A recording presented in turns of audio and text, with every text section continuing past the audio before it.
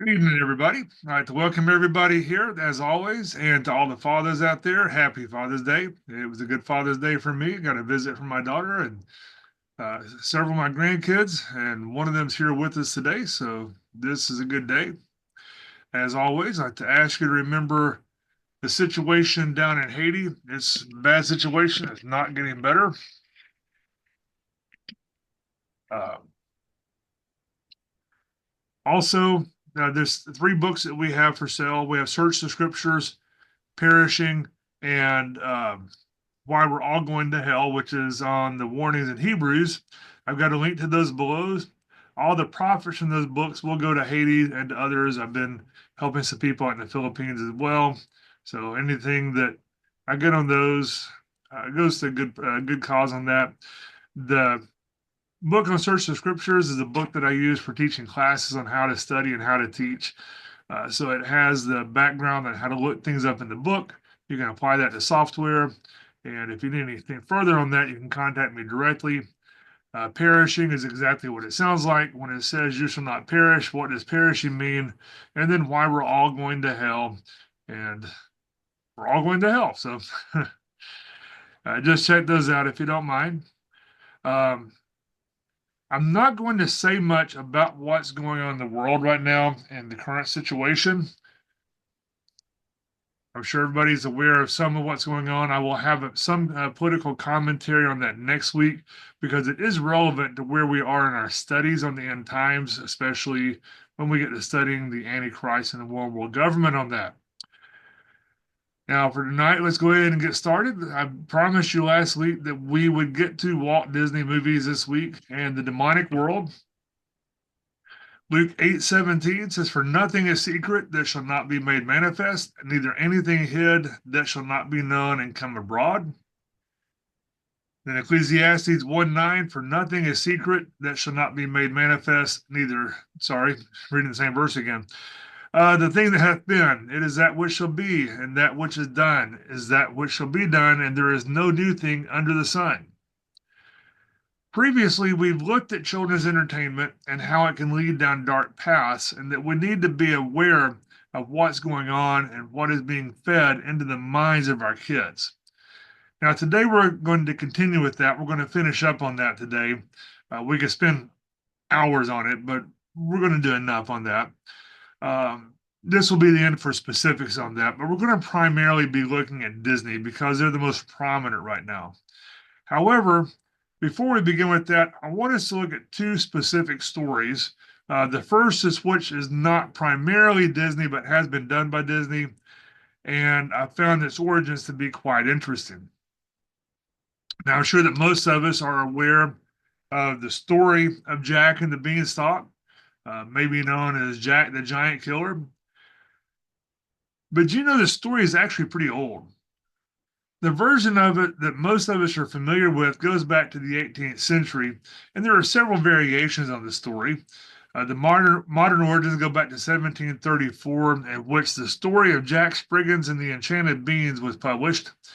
It was moralized and changed around a little bit, and then re-released in the History of Jack and the Beanstalk by Benjamin Tabert. However, most of what we're familiar with was polished up and released in 1890. Now, one related version to this, the German version of it, the devil's mother protects children from the devil himself.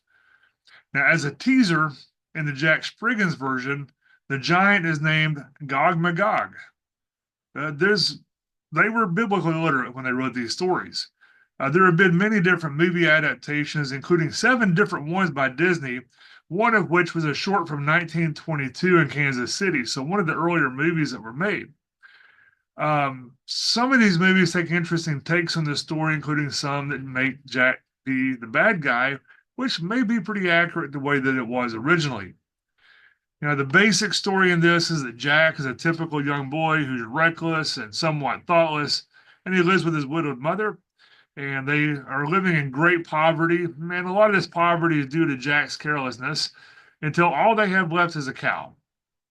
His mother tells him to take the cow to town and to sell it for some silver. But while he's on the way to town, Jack, being reckless, he meets a bean dealer who offers some magic beans for the cow. Well, this means that Jack doesn't even have to go all the way to town. Kind of lazy there. So he accepted the offer, and once he got home, he told his mother what he did. She got angry, and then she threw the beans out the window.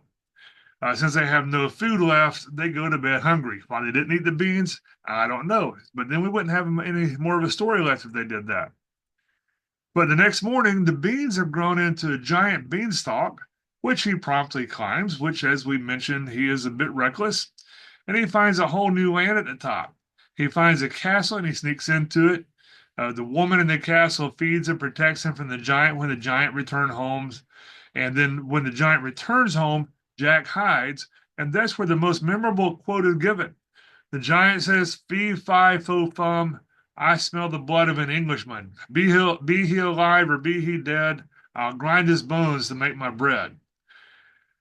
The fee, fi, fo, fum part appears in William Shakespeare's King Lear from about 1606, so that statement itself goes back a little bit further than that. Jack steals a sack of gold the first time he goes, and then the second time he steals a goose that lays golden eggs, and then the third time he steals a harp. Well, the harp sings on its own. The harp woke the giant up, and the giant sees Jack and chases him. Jack climbs down faster than the giant can. He gets his mother to give him an axe, and then before the giant reaches the ground, Jack cuts down the beanstalk, and the giant falls to his death. And Jack and his mother live happily ever after and are never poor and hungry again, all thanks to Jack being able to steal from the giant. Or so it would seem. In 2016, researchers discovered that this story is much older. So much older that it's at least twice as old as the Iliad and the Odyssey. How far back does it go? It goes back at least as far as 4000 BC, probably further, because the phrase "at least" here is a very operative expression for our overall context of studying the Nephilim. This story was not intended as a children's tale. In fact, while children can comprehend this story, we baby our children too much today in many ways, but we treat them as adults in ways that we shouldn't. But this story is intended for adults. This story was passed down by word of mouth and is a tale of giants, of gods, and of something far darker. By the time this story was put to paper after its origins, many civilizations had risen and fallen, but it had been passed down orally for millennia. The modern versions of this story were intended as a parody in order to scoff at the ideas that were presented in the original story. In other words, they were making fun of the original story. Well, what happens today when we bring up giants and gods? People scoff. However, keep in mind that you can't parody something unless the audience already knows the story. That means that in the 18th century, people already knew this story. It was not something new that was being presented to them, and this story was making fun of the story that they already knew. When the story was moralized in the late 19th century, Jack was changed from simply being a poor boy to being an avenger of evils, and the story was changed to say that the giant had murdered Jack's father and stole his wealth in the first place. And in this new sanitized version of it, Jack is no longer stealing, but he is just simply restoring the property to where it properly belonged. So when they changed the story, Jack went from being a questionably moral character to being an idealistically moral character. And remember, there are many Bible heroes who they've been somewhat questionable in a moral sense in their actions. Uh, Modern morals today, they vary greatly from even the older morals, and modern morals vary even more greatly from biblical morals.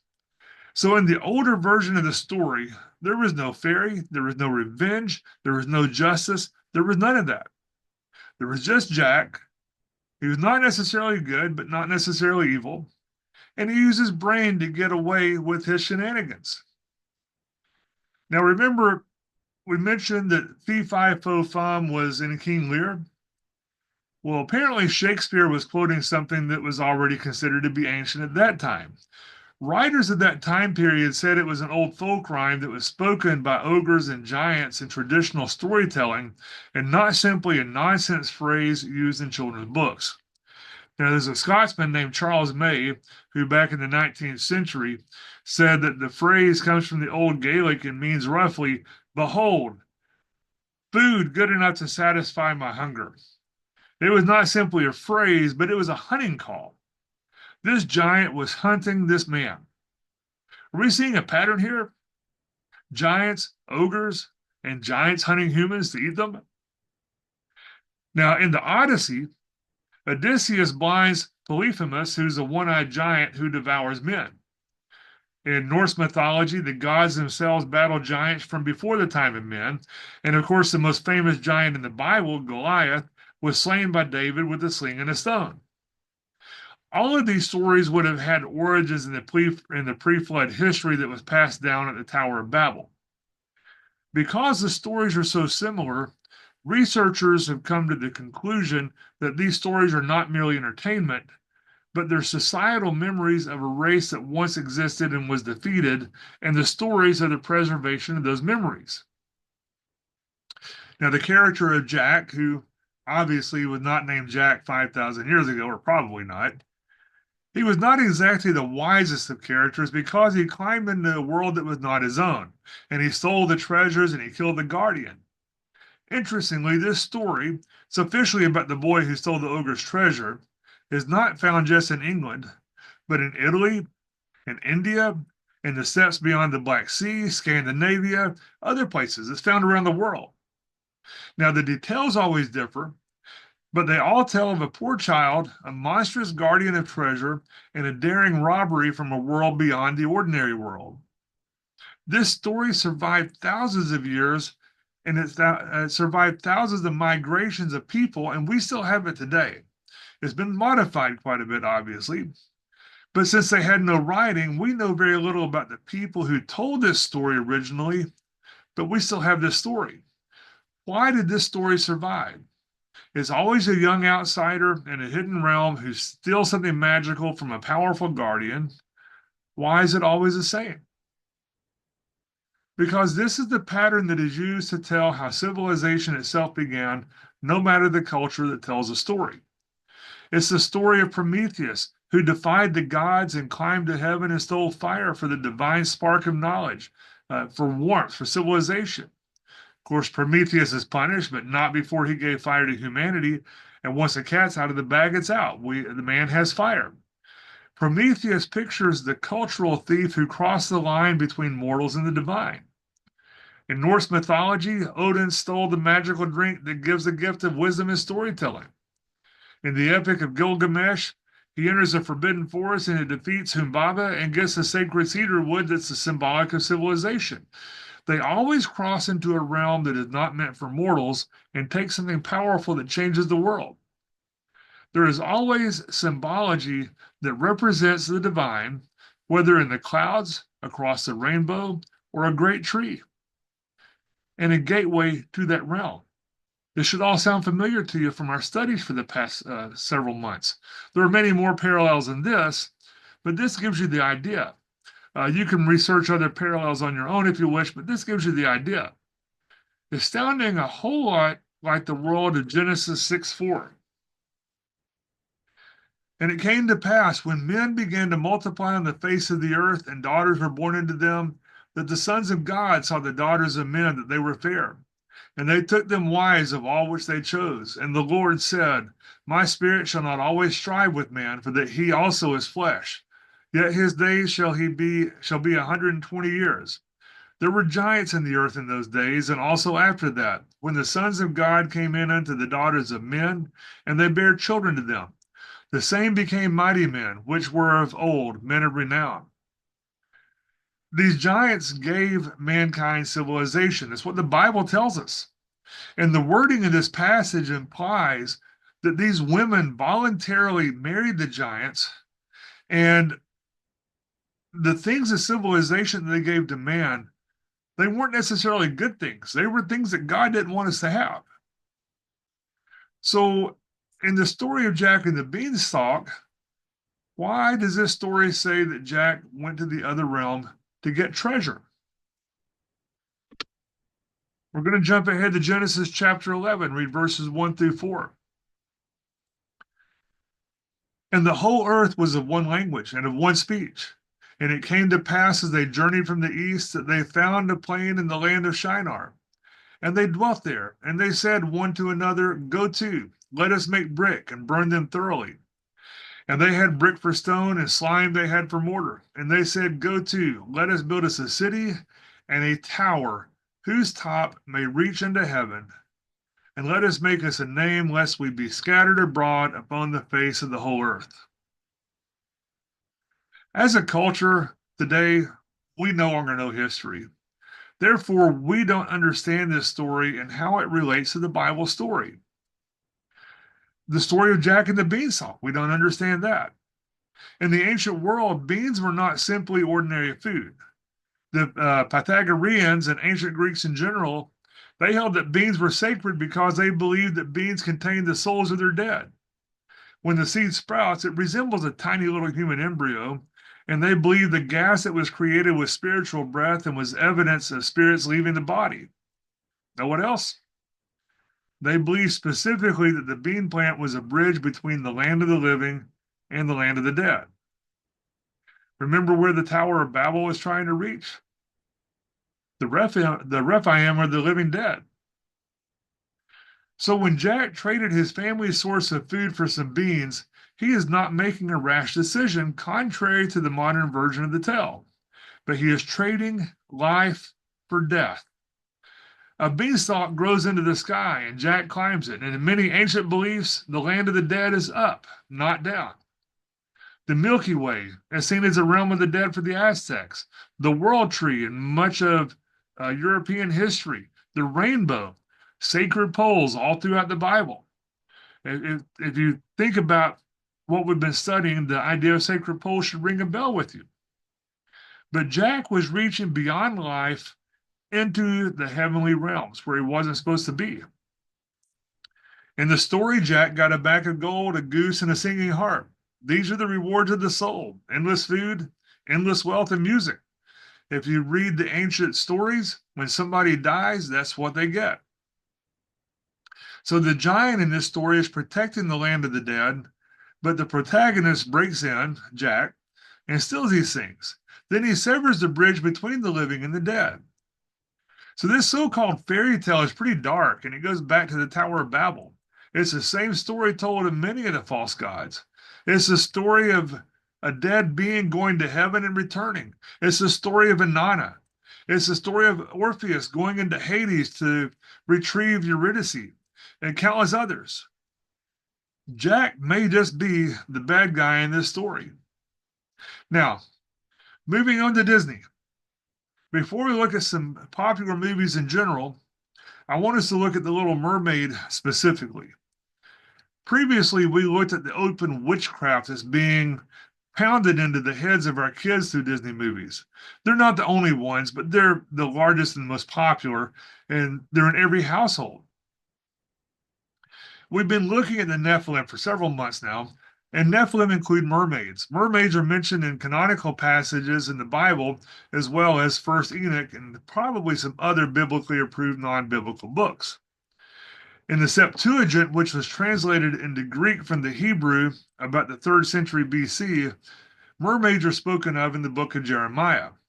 The Masoretic text was modified by Akiba and other rabbis in order to hide the fact that Jesus was the Messiah, and in a few places they changed it to make the Jews look better. The Masoretes, then they took what was given to them and they copied it nearly perfectly for a long time, but the text that they received had been modified. Now, we now know what many of those modifications were because of the Dead Sea Scrolls, and we do have the Septuagint that goes back almost 2,300 years. But in the Septuagint, in Jeremiah 27, part of this passage was deleted from the Masoretic text. It's not in the Bibles that we have because they deleted it. They didn't want to put this in. But we find this passage in Jeremiah chapter 27, verse 39. Now, this is taken from Lexham's translation of the Septuagint. It says, Therefore, apparitions will dwell among the islands, and daughters of sirens will dwell in her. They will by no means be inhabited any longer for eternity. The word that's translated as sirens is the same idea as mermaid. It can also mean a half bird woman or half bird, half woman creature. But the word itself is associated with Neema. Now, this is the Naamah that's the daughter of Lamech and Zillah, not Solomon's wife. But Naamah was known as the mother of the Nephilim. So, if used literally, this is mermaids. Used figuratively, this is the mother of the Nephilim, of which mermaids would be a part of this. So, this all comes back around to Disney trying to glorify things that are demonic and evil. At the time this movie was made, Disney was struggling, and this movie brought them back to the forefront of entertainment. The Little Mermaid tells the story of Ariel, who was a young mermaid who desperately wanted to live on land. Why? Well, the Sea King ruled over a bountiful and vibrant undersea kingdom. His queen had died, and so he and his mother, they were raising six mermaid daughters, and they were each permitted to visit the surface world once they turned 15 years old. Well, the youngest mermaid was fascinated by the sunlight that came through the water, and she was also fascinated by the statue of a handsome man that had fallen to the bottom of the sea during a shipwreck. Well, her grandmother told her about the surface world, and her older sisters, once they were permitted to go to the surface, they came back and they told about dogs and cities with all their lights and the music and carriages, told about an iceberg and the moonlight. Well, once Ariel turned 15, she rose to the surface. She saw a ship sail by with music, dancing, fireworks, and most importantly, a handsome prince. Well, a storm came up and there was a shipwreck. She remembered that humans couldn't live underwater, so when she saw the prince drowning, she brought him to shore and she hid from humans who came to check on him. Now, he didn't know who had saved him, didn't try to find her because he didn't know where to look. That made her sad, and she went back to her home. Well, Ariel visited the prince's palace often and looked at it from afar, but she became desperate to be a human being in order to meet him so that he would know who she was. But this would also give her an immortal soul. And her grandmother had taught her about humans. You see, when mermaids died after 300 years, their soul would also die. She could only gain an immortal soul by being led by a man, but humans reject mermaids. And maybe this is the expression where we got somebody's a cold fish came from. I don't know. That's a possibility. But since they were forbidden to see her, Ariel visited the sea witch while her sisters distracted their father. When she went to see the sea witch, there were dead humans and skeletons that had drowned. Um, they were all in the kingdom of the sea witch, and she had fat water snakes around her. Well, the witch agreed to help her become a human, but warned her that it would be very painful, with her legs feeling as if she were treading upon sharp knives. If she could get the prince to fall in love with her and leave his family for her, she would get an immortal soul. But if not, she would never be able to return home and she would turn into the foam of the sea. And what was the cost of this? The witch would take her voice by cutting off her tongue. The mermaid agreed, and the witch gave her a potion that included her very own blood. Well, she left without telling anyone. She drank the potion. She grew a pair of legs. She was wrapped in her own hair when the prince met her on the shore and took her back to the palace where she was dressed. Since she had lost her tongue, she couldn't talk to anyone, and she wanted to sing to him to enchant him, but she couldn't sing. They spent a lot of time together, but he was still looking for the woman who had saved him from drowning. And in the meantime, an arranged marriage had been set up. And he told Ariel that he would rather marry her, but when he saw the beautiful princess who had been arranged for him, he thought she was the one who had saved him, and the little mermaid was heartbroken. Now, she participated in the wedding. She even held up the train of the dress for the bride. She danced the night away, enjoying the last evening as a human, even though she was still broken-hearted and she knew that she was going to die because she couldn't get the prince to marry her. Well, then their sisters approached. They'd cut off the hair and gave the hair to the sea witch to break the condition of dying so that she would not have to die. Well, the new condition was that Ariel would have to kill the prince in order to get her tail back, and she almost went through with it, but instead, she threw the knife into the sea, she jumped into the sea herself, and was prepared to become sea foam. But instead of sea foam, she turned into a daughter of the air, in which one of the other daughters of the air explained to her that she could gain an immortal soul by doing good deeds for 300 years. And she was greatly relieved because now she could have her soul live on forever, even without the prince. Wait a minute.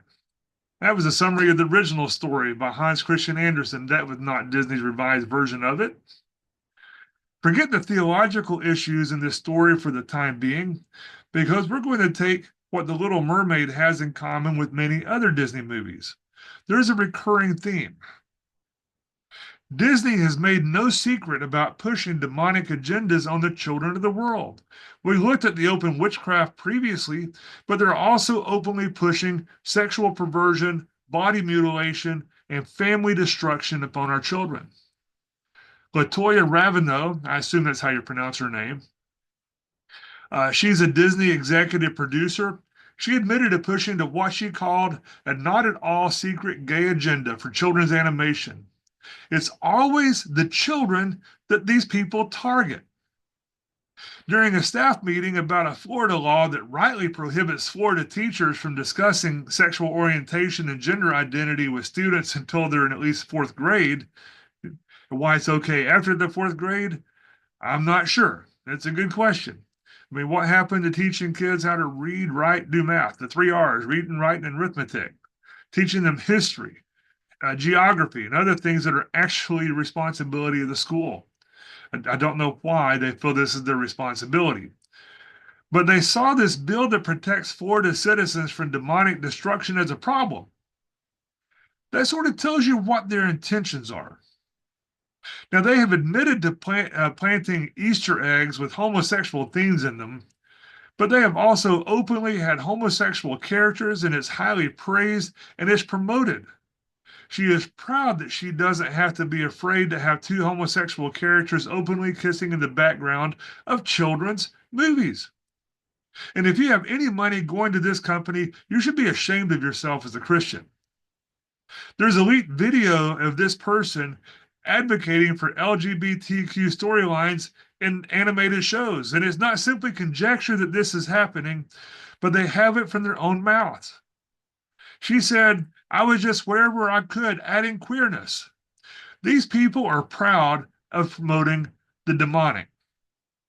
Carrie Burke, who's president of Disney's General Entertainment Content, vowed to drastically increase inclusivity in its productions, promising that at least half of all characters would be LGBTQ or racial minorities by the end of the year. Creating division where there should be none. They use open demonic perversion, and it's all aimed at the kids. There is a link to this below that talks about this whole situation. And I think it has a link to the video in there where they were admitting it on video. This is not the same company that it was in the past. And we looked at the past, it seemed to be morally neutral, just trying to tell good stories, even though some of the stories may not have been the best, didn't seem to have an agenda. But ironically, this is the same company that claims that this type of oppression is bad, but they think it's just fine to pursue business in China, which is notorious for slaving the Uyghur Muslims, and the tremendous human rights violation abuses in Hong Kong, Tibet, and others. It's okay for that, but not for us to say, hey, we want our families to be safe. What they're saying is good as evil, but evil is A-okay with us. But this is not even the common factor that's the most pervasive and which underlies all else in these movies. The biggest problem is more subtle and is more appealing to the masses. While this itself is destructive, the subtle is a mindset that will eventually lead to the one world religion of the Antichrist and the one world government. This religion has been pushed on everyone who has watched any Disney movie in the past few years. And do you think I'm exaggerating? What is that religion? Gnosticism is an offshoot of early Christianity. And what it was Christianity mixed with other junk. It teaches that the material world was created by a lesser and evil being, and that the Christ came to earth to free the people from this world through a spiritual process called gnosis. Gnosis, which is Greek for knowledge, is the root of the word Gnostic, from which we get Gnosticism. It teaches salvation through a mystical union with the divine. We all have a little bit of God within us. And I use the little g here when I wrote my notes. They don't. They say that we're all God the Father. They were correct in that it was something that the individual had to do, and that it was not through any outward means such as sacraments, following the clergy, being moral, doing anything like that. In fact, many of them teach that it's just fine to be immoral because this creation's already corrupt. So just do whatever you want to do. But the knowledge that one needs is not intellectual. This is according to their beliefs. This is not what I'm saying. According to their beliefs, the knowledge that you need is not intellectual, but it comes through special revelation. It's a secret knowledge. Now, while the Bible does teach that there is hidden knowledge, there are mysteries in the Bible, we're also told the unveiling or the revealing of that knowledge in the same source, which is the Bible, on your computers, on your desktop. In other words, the things in the Bible that were secret have not been secret since the finishing of the writing of the Bible. Gnostic beliefs oppose Christian beliefs. Not all Gnostic groups have the same beliefs, but basically they divide the world into physical and spiritual realms. The material or the created world is evil, and the spirit world is good. And we know from our studies that not all that's spiritual is good. They created in their religion a lesser evil God who created the world of matter. And they teach that the creator God, the one true God, is incomprehensible and unknowable, and he's not a personal God who wants a relationship with people. Their hidden knowledge will allow the human soul to return to the divine realm, and that salvation is open only to a few. Well, the Bible tells us salvation is open to anybody, at least our common salvation is. Some Gnostics believe that Jesus only appeared to have human form, but he was actually a spirit. He just tricked people. While other Gnostic groups believe that his divine spirit came upon his human body at baptism and departed before he was crucified, didn't want to hang around while the body went through that. Well, the Bible teaches that Jesus is both fully man and fully divine. He's the God man, and that both natures were present and necessary in order to provide an acceptable sacrifice for all of humanity. The way God showed approval of his creation was by becoming one of his creation and offering the perfect sacrifice to redeem him when he sold himself into bondage. Man sold himself into bondage. God became flesh to show his approval of him, and he became one and offered himself as a sacrifice. He didn't hide. He didn't leave. He didn't abandon us at the moment. He's God. He's the God man who sacrificed himself. Now, there were many Gnostic writings that were discovered in Nag Hammadi, Egypt, and these writings form our understanding of the Gnostic belief system. Many of these are presented as so-called lost books of the Bible, but realistically, the only lost books of the Bible that we can be certain are legitimate are the ones that are quoted or cited in the Bible itself. In other words, there are some biblically approved extra biblical writings, such as the Book of Enoch, but there are many that are doubtful, and some that are very doubtful, and some that are outright contradict the Bible. Now, as a summary, Gnosticism was rooted in Christianity, but it had been diverted far from the truth, and it believed that salvation was only attainable by a few from a secret knowledge. And I guess that with enough money, then that secret knowledge could be revealed to you. Now, their belief conflicts with early Christian doctrine, which led to them being condemned as heretical, but more importantly, their beliefs contradict the Bible itself. They have a dualistic worldview in which the secret information will join the divine to you and your soul will be liberated. Freemasonry is Gnostic in its beliefs and teachings, even though they deny being Gnostics. If you read what they write, they say they're not Gnostics, but their writing is exactly the same thing. So, what does this have to do with Disney? Well, I want you to hold on tight because this is going to be a rough ride for many, especially if you're a fan of Disney. But keep in mind that in Gnosticism, the creator God is inferior, he's evil, and he's flawed. God is just simply a tyrant who put Adam and Eve into a perfect paradise, but he kept them ignorant in order to prevent them from being all that they could be. Lucifer, on the other hand, is an angel of light that tried to set man free. He helped them get to the forbidden fruit that was forbidden only because their creator God is evil. And Lucifer wanted to help them reach a higher state of being. And please, if you're listening to this is not what I'm teaching. I am saying that this is what Gnosticism teaches. But Gnosticism teaches that God is inferior, and he's imperfect, and he's evil, but the bad guy is really the good guy. Now, not all of these movies are Disney, but I'm including them because they're popular. But Disney is the most subtle and he's in the most homes. Or not he's dead, but the Disney movies are in the most homes. Movies such as Moana, Lion King, Tomorrowland, Little Mermaid, Wreck-It Ralph, Pocahontas, Avatar, Smallfoot, Pleasantville, The Truman Show, The Lego Movie. All of these movies share being in the perfect world, but the creator or the guardian of the world is evil, and then the protagonists are liberated. And while we're not going to look at all of these, we're going to cover some of them that are particularly popular with children. But it's going to give you the idea of what takes place in every single one of these. They're all identical.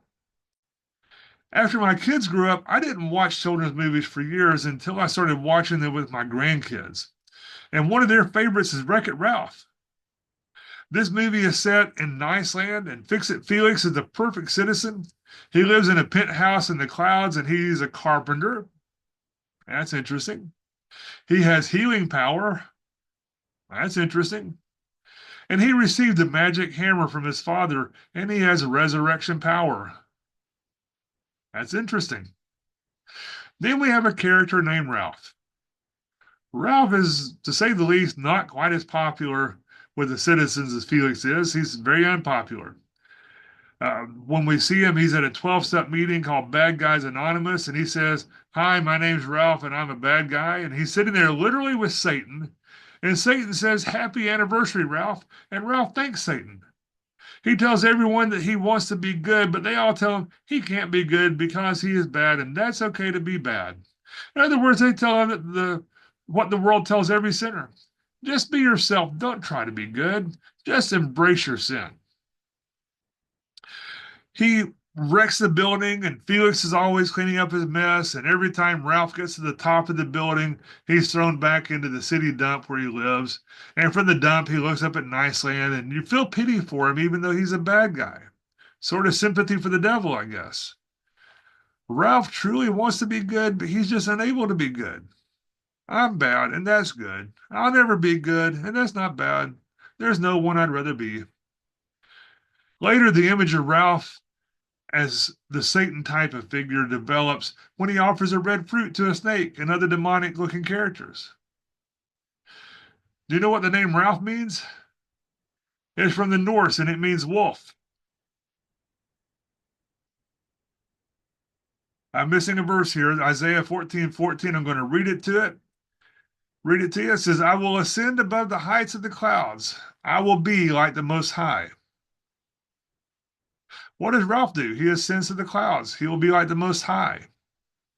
And one scene, Ralph goes to the penthouse door and there's a party, and he gets angry at them and he destroys their cake and says he's going to get a medal like the one Felix has, and it will outshine any medal that Felix has.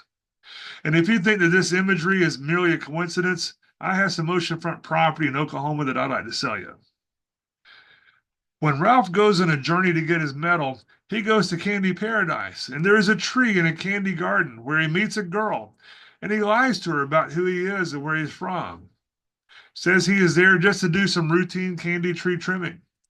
This girl's name is Vanellope, and she grabs a medal that's hanging on a branch of the tree, and this medal seems an awful lot like the fruit of knowledge of good and evil. When she grabs the medal, this is the first time that she glitches. A glitch will get her expelled from paradise. She's now defective, and it's discovered that she's glitching. She will be thrown out of the game by Candy King, or by King Candy, rather, who's the ruler of Candy Paradise. Just like Ralph, she wants to be accepted, just as she is, glitch and all, even though it's explained why she must be expelled. Ralph is arrested and he's told that bad guys can't win medals. And that's when he is told that if she were to stay in the game with the glitch, their world would be destroyed.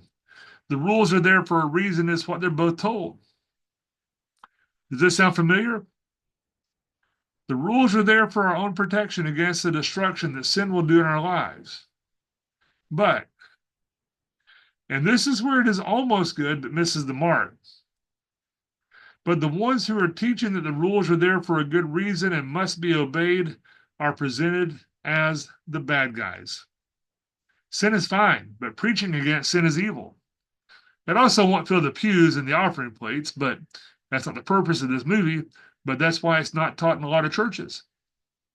This portrayal of bad as good and good as bad makes us pity the girl with the glitch, the one who's living in sin, which is fine.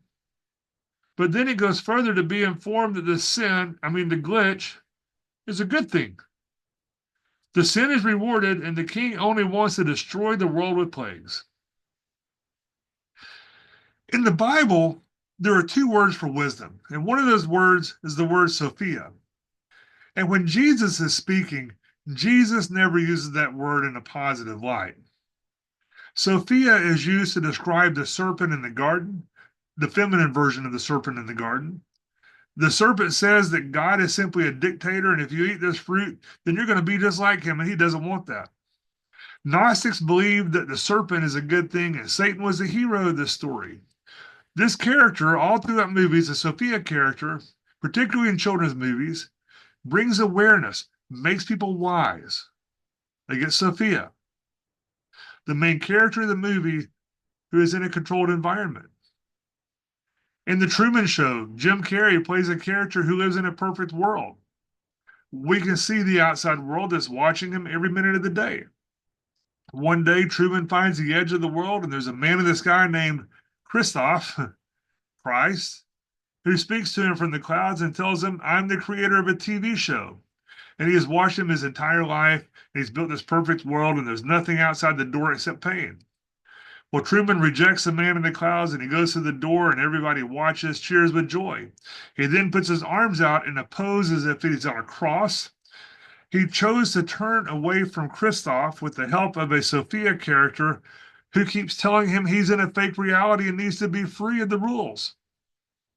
In Smallfoot, we start in a perfect world, same story, and everybody is happy. But once the Sophia character is introduced, the flaws are exposed. Smallfoot is taken to the secret headquarters that's run by the Stonekeeper's daughter, where she explains that her father is not open to new ideas because questions lead to knowledge and knowledge is power. The father is simply a tyrant who is keeping you from being happy and fulfilled. In the Lego movie, this is not Disney, but everything is perfect in this movie. But as the song says, not really perfect because the Sophia character saves everybody by exposing how evil the creator Lord business truly is for trying to make everybody follow the instructions. She comes on TV and says, hey, everybody, you don't know me, but I'm on TV, so you can trust me. This is Emmett, and he was just like all of you, facing the crowd, following the same instructions as you. All of you have the ability inside of you to be a groundbreaker, and I mean literally break the ground. Fill up the pieces in your walls. We need to fight back against President Business's plans. Today will not be known as Taco Tuesday, but it will be known as Freedom Friday. You can be your own God. To add icing to the cake here, Lord Business claims that if you do not follow the rules, you will be put to sleep. This God figure is just an evil tyrant, but Sophia wakes the people up to the so-called truth. In Ugly Dolls, all dolls are created in the factory that are supposed to be perfect, but the defective ones are banished to Uglyville. Uglyville is colorful and fun, but they're all trying to get to the Institute of Perfection. There, everybody worships the most perfect, who's named Lou, where you try to earn your ticket there. For those who make it there, everything is so gray and boring, but it's all perfect and uniform. Perfection, heaven, is made to look boring. And by the end of the movie, they defeat Lou, and all the perfect people are dragged down to Uglyville, where everything is chaos. All the houses are crooked, and they paint their faces, and they have more fun living lawlessly. Sounds like a modern world. They love lawlessness. The movie Aladdin is another one that has a long history that is not kid-friendly.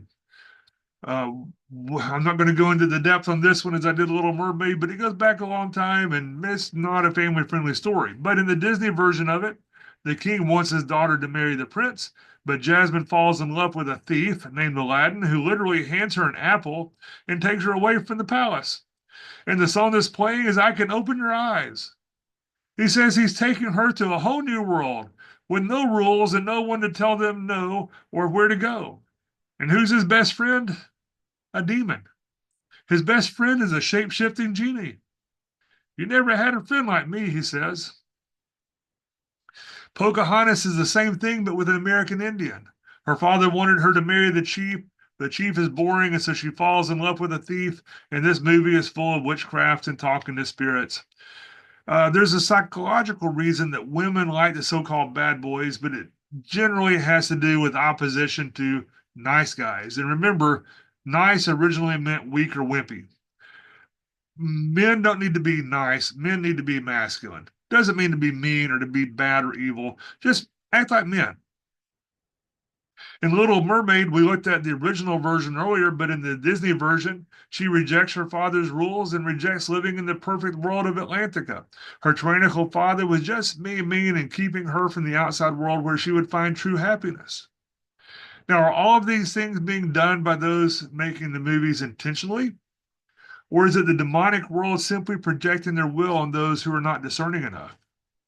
Doesn't matter. Either way, it's evil and it's all being aimed at our children.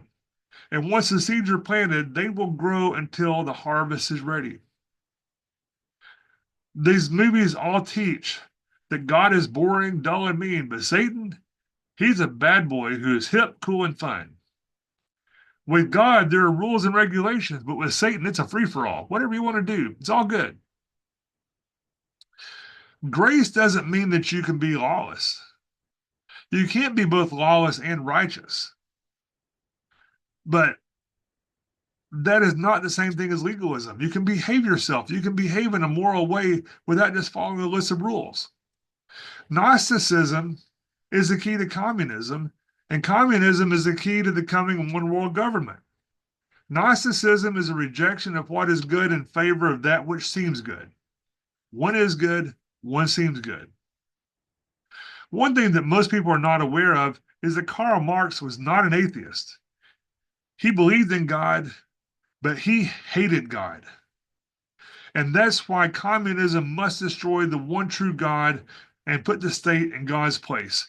Karl Marx was a Satanist and didn't try to hide it. Interestingly, I was trying to find a reference about Marxist Satanism. I was trying to find a quote for next week. And the artificial intelligence search assistant says there's no credible evidence that Marx was a Satanist. But he didn't even try to hide it. He put it in writing. Artificial intelligence is the key to where we're going to be when it comes to the one world religion and the coming world leader. Now, we're going to kind of wind down for tonight because we've got a lot to go in this subject. I don't even want to try to start on that. But I do want to leave off with a few thoughts about it. A few thoughts about communism and artificial intelligence, and we'll pick up there next week, Lord willing. I've been promising Disney for a while, and we've covered enough to see the danger. There's much, much more than what we've covered here. This only scratches the surface, but it's enough. At least I hope it's enough for you to see that this is evil. In the future, when we look at the satanic bloodlines that are controlling the world, Disney's going to come back into the picture. He is part of that group. Not everybody who's in the satanic bloodlines groups ended up being evil. A lot of them tried to escape that. A lot of them did escape that and became good people. I don't know where he stood on this specifically. I've not seen anything, but he is one of the bloodlines. But Karl Marx was openly satanic. He stated that he wanted to destroy people, and he succeeded beyond his wildest dreams.